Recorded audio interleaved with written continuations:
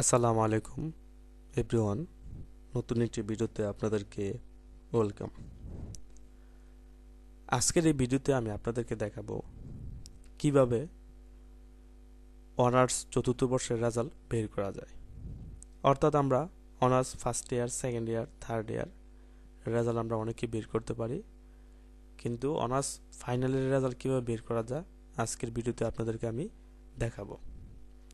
শুধুমাত্র registration number দিয়ে আপনারা কিভাবে অনার্স ফাইনালের রেজাল্ট বের করবেন সেই প্রসেসটি আজকের ভিডিওতে আপনাদেরকে আমি সম্পূর্ণভাবে দেখাবো।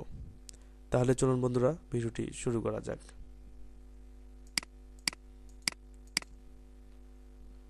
তার জন্য আমাকে যে কোনো একটি ব্রাউজার ওপেন করে নিতে হবে। আমি মজিলা ফায়ারফক্স ব্রাউজারটি ওপেন করে নিলাম।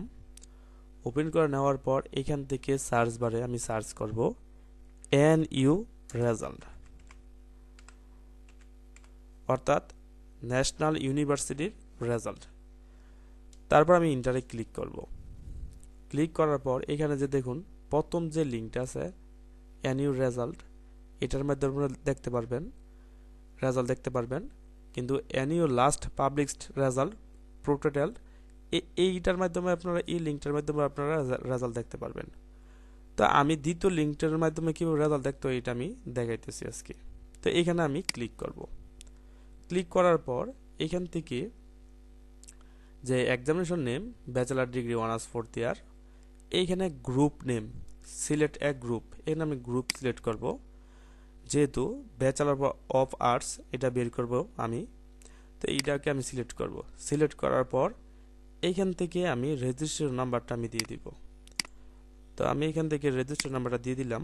দিয়ে দেওয়ার পর এখানে এক্সাম ইয়ার, আমি কত সালে পরীক্ষা দিছি, তো 2022 সালে আমি পরীক্ষা দিছি।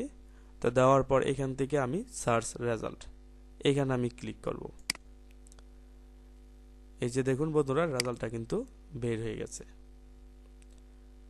তো এরকমভাবে আপনারা অনার্স ফাইনালের রেজাল্ট আপনারা এই অনলাইনের মাধ্যমে আপনারা বের করতে পারবেন। যদি বন্ধুরা ভিডিওটি ভালো লাগে তাহলে আপনারা আমার এই চ্যানেলটিকে সাবস্ক্রাইব করবেন এবং লাইক এবং কমেন্ট করতে ভুলবেন না। আসসালামু আলাইকুম।